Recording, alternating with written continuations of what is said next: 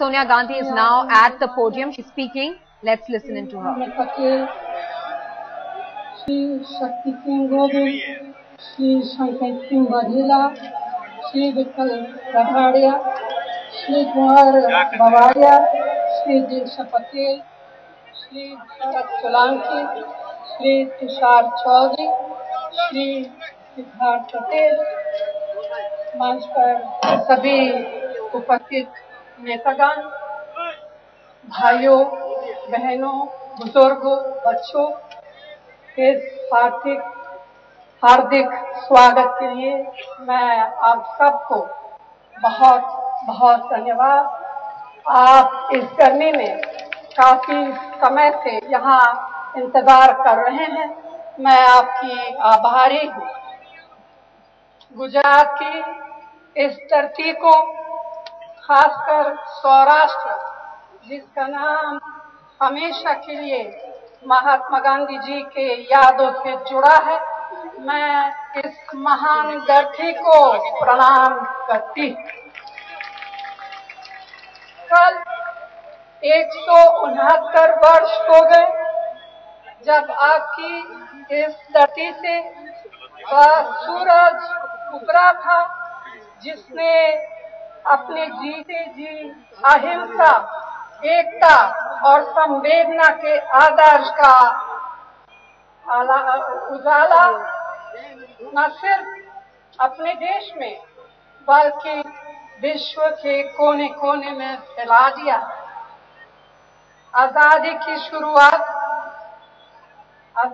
शुरुआत से इन आदर्शों को ही कांग्रेस पार्टी ने अपने आदर्श माने हैं। कठिनाइयों का सामना करते हुए हमें गांधी जी से साहस मिला है, आशा मिली है, जिनके जरिए हम उन्नति के रास्ते पर बहुत आगे बढ़े हैं। हाँ, सच ये भी है कि हमें अभी मीलों आगे जाना है, लेकिन हम जहाँ से चले थे वहाँ से मीलों आगे आ चुके हैं। यह तो बहुत खुशी की बात है। जहाँ इसकी खुशी है वही यह दुख भी है कि हमारे विरोधियों को देश में ना कोई उन्नति दिखता है, ना प्रगति, लेकिन सिर्फ बर्बादी और अंधकार की बातें करते हैं। उनके इस शोर और उनकी उल्टी सीधी नारेबाजी में अक्सर जो अच्छी बातें हैं, जो सच्ची बातें हैं, वह लोगों तक नहीं पहुंच पाती। बड़ी बड़ी बातें तो बहुत से लोग करते हैं, लेकिन गुजरात की उन्नति के लिए कांग्रेस ने जितना किया किसी ने नहीं किया। गुजरात आज जिन क्षेत्रों में आगे हैं, रिफाइनरी, पेट्रोकेमिकल, टेक्सटाइल जैसे तरह तरह के उद्योग, यह सब कांग्रेस के शासन में ही स्थापित हुए हैं। कुछ लोगों की आराधी होती है हर उपलब्धि का तमगा अपने सिर पर लगाने की, वे लगाते रहें, लेकिन सच्चाई ये है कि गुजरात के लोगों ने, सौराष्ट्र के लोगों ने, किसानों, मजदूरों, शिल्पकारों, दस्तकारों, व्यापारियों, उद्योगपतियों ने अपनी लगन और मेहनत से न केवल अपने राज्यों में बल्कि दुनिया भर में नाम कमाया है। गुजरात में विकास की बुनियाद किसने रखी है? कांग्रेस पार्टी ने रखी है। नर्मदा का पानी सौराष्ट्र और बाकी गुजरात में लाने की योजना किसने बनाई? कांग्रेस ने बनाई, नेहरू जी ने बनाई। और गुजरात के महान सपूत सरदार वल्लभ भाई पटेल की याद में इसे सरदार सरोवर योजना का नाम दिया गया है। और मैं ये पूछना चाहती हूँ कि यह महत्वपूर्ण योजना किस लिए बनाई गई है? इसलिए कि लोगों को, खासकर हमारे किसान भाइयों को इसका फायदा मिले। लेकिन मुझे दुख है कि पिछले 10 साल में नर्मदा का पानी आज तक सौराष्ट्र नहीं पहुंचा। आज भी यहाँ के किसान पानी के लिए तरस रहे हैं। यहाँ आत्महत्याएं भी हुई है। मुझे ये भी मालूम है कि गुजरात के कुछ इलाकों में सूखे की वजह से फसलों का काफी नुकसान हुआ है। चारे की भी कमी है। मैं चाहती हूँ कि राज्य सरकार सर्वे करके जल्द से केंद्र को भेजे ताकि किसानों को समय से बीमा राशि मिल सके। तो किसान हमारी जरूरतों को पूरा करने के लिए कठिन मेहनत करते हैं, अपना खून पसीना बहाते हैं।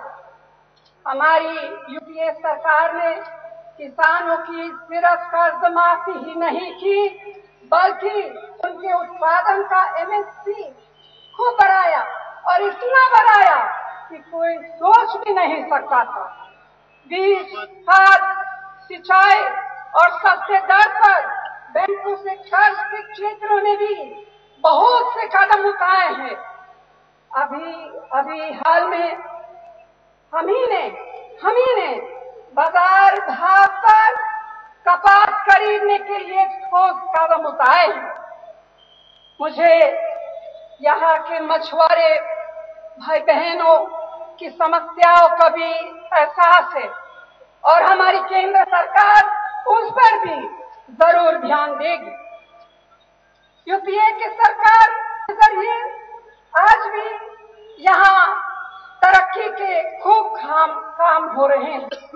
वे चाहे शिक्षा के क्षेत्र में हो या स्वास्थ्य के क्षेत्र में हो या ग्रामीण रोजगार के क्षेत्र में या मूलभूत बुनियादी ढांचे को मजबूत करने में हो।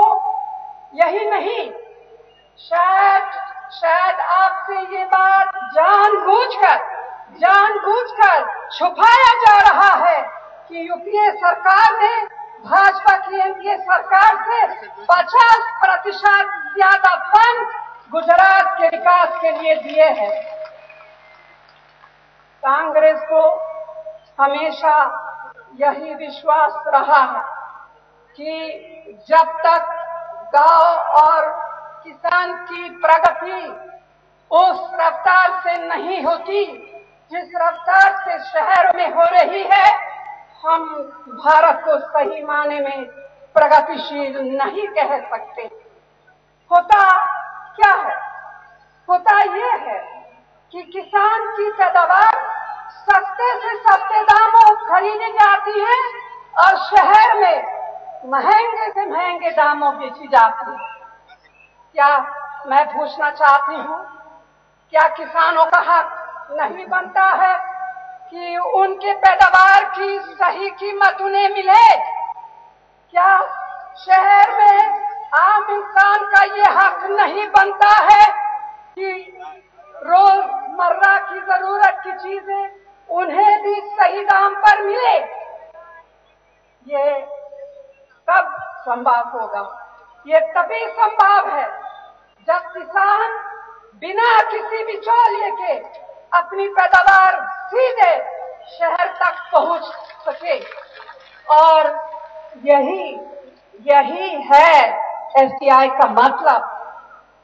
और इस पॉलिसी की एक खास महत्व यह है कि अगर कोई मुख्यमंत्री अपने प्रदेश में एफसीआई लागू नहीं करना चाहते हैं तो वह इसके लिए बाध्य नहीं है, ये उनकी इच्छा पर है।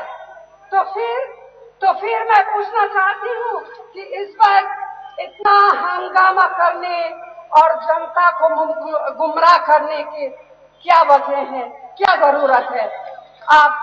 इसके बारे में जरा सा सोचिए। हम जब आम आदमी, आम जनता के हित में, देश के हित में कदम उठाते हैं तो हमारे ऊपर तरह तरह के हमले होते हैं, पथराव भी होते हैं, लेकिन हमने ना पहले कभी इसकी परवाह की है, ना आगे कोई चिंता करे। भाइयों और बहनों, आज हमें बहुत सी गंभीर चुनौतियों का सामना करना पड़ रहा है।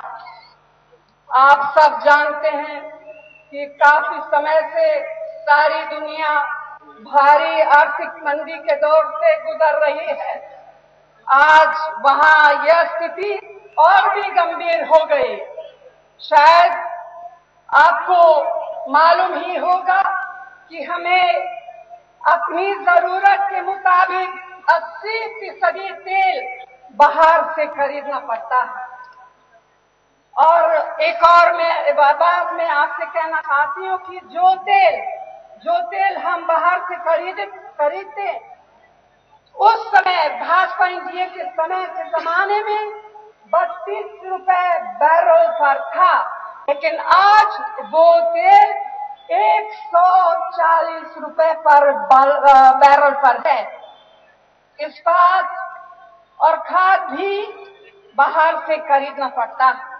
इसलिए जब बाहर इन चीजों की कीमत बढ़ती है तो हम पर भी इसका भारी असर पड़ता है।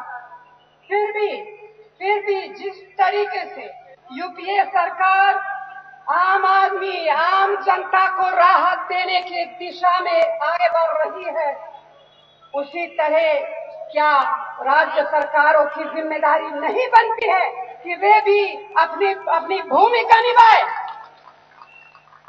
अगर यहाँ की सरकार सचमुच लोगों को राहत देना चाहती तो वैट क्यों नहीं कम कर देती है? आप सब जानते हैं कि गुजरात में वैट सबसे अधिक है।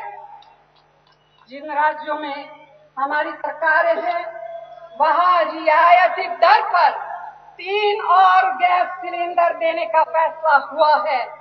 यह काम गुजरात में क्यों नहीं हुआ? गरीब आदिवासियों को जंगल को जमीन पर कानूनी अधिकार हमने ही दिया है, लेकिन गुजरात में उनको हक क्यों नहीं मिल रहा? यहाँ दलितों को अपना अधिकार मांगने पर गोलियां चलाई जाती है। यहाँ बाबा साहब अम्बेडकर जैसे नेताओं की भावनाओं का अपमान किया जाता है। यही नहीं, मेरी प्यारी बहनें भी सुरक्षित नहीं है। उन पर तरह तरह के अत्याचार हो रहे हैं। एक बात जरूर है जिसकी हमें परवाह भी है, चिंता भी, और यह सवाल आज शायद देश के हर नागरिक के सामने है।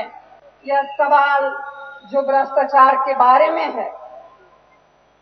जहर फैलता है तो शरीर के हर अंग में जाता है। भ्रष्टाचार भी एक जहर है जो हमारे समाज, हमारी राजनीति और हमारी व्यवस्था के बदन में फैल गया। इसीलिए इससे लड़ने के लिए सबसे पहले हमने सूचना के अधिकार का कानून बनाया। जिन लोगों के खिलाफ हमें शिकायतें मिली उन्हें सख्ती के साथ कानूनी तौर पर सजा मिली। लेकिन भ्रष्टाचार के बारे में भाजपा की सोच क्या है, मैं जानना चाहती हूँ। क्या है? भ्रष्टाचार के सवाल पर उनकी कथनी और करनी का फर्क साफ दिखाई देता है। नियत का खोट साफ दिखता है। इसकी सरकारें भ्रष्टाचार से डूबी हुई है। सीएजी की रिपोर्ट और सबूतों के बावजूद भाजपा कोई कार्रवाई करने को तैयार नहीं है। यही नहीं, लोकसभा द्वारा पारित लोकपाल बिल को किसने राज्यसभा में पास नहीं होने दिया? किसने? मैं आपको बताती हूँ, भाजपा ने पास नहीं होने दिया। और ये भ्रष्टाचार के बारे में बातें करते रहते हैं। आपके यहाँ पिछले 8 साल से लोकपाल की नियुक्ति क्यों नहीं हुई? ये लोग भ्रष्टाचार के खिलाफ नहीं, सिर्फ हमारे खिलाफ है। लोकतंत्र में संसद ही वह जगह होती है जहां किसी भी राष्ट्रीय विषय या समस्या पर बात होती है, बहस होती है, दूध का दूध और पानी का पानी होता है, फिर वहां फैसले होते हैं। जो लोग संसद को ही न चलने दे, वह भ्रष्टाचार के विरोध है या तो इस देश के संविधान और लोकतंत्र के विरोधी है। ये फैसला मैं आप पर छोड़ती हूँ। आप समझदार हैं, आप सब समझते हैं, सब जानते हैं। तो भाई और बहनों, गुजरात का विकास कांग्रेस का संकल्प, शांति और सद्भाव के साथ प्रगति के रास्ते पर तेजी से चलने के लिए कांग्रेस का संकल्प है। किसानों, मजदूरों, मछुआरों, मेरी प्यारी बहनों, बच्चों, युवाओं, पिछड़ों, अकलियतों, आदिवासियों, दलितों के साथ ही समाज के सभी वर्गों के हितों के लिए संघर्ष करना कांग्रेस का संकल्प है। कुर्बानी है और इतिहास है। मैं आप सबको भरोसा दिलाती हूँ कि कांग्रेस पार्टी अपने इस रास्ते से न कभी हटी और न कभी हटेगी। हमें गांधी जी के दिखाए रास्ते पर चलना होगा। जवाहरलाल नेहरू और सरदार पटेल उनके जैसे नेताओं से प्रेरणा लेनी होगी। हमारे विरोधी क्या करेंगे वह जाने, मगर हमको एक नया गुजरात बनाना है और बनाएंगे। इसलिए मैं आप सबका आह्वान करती हूँ कि आइए हम एक साथ मिलकर सौराष्ट्र की धरती पर यह संकल्प ले कि हम गुजरात की महान परंपराओं की रक्षा करते हुए एक नया गुजरात बनाएंगे। और इन्हीं शब्दों के साथ दूर दूर से इस सभा में आने के लिए मैं आप सभी को दिल से धन्यवाद देती हूँ। धन्यवाद। जय हिंद। और आप मेरे साथ जोर से बोलिए, जय हिंद, जय हिंद, जय हिंद।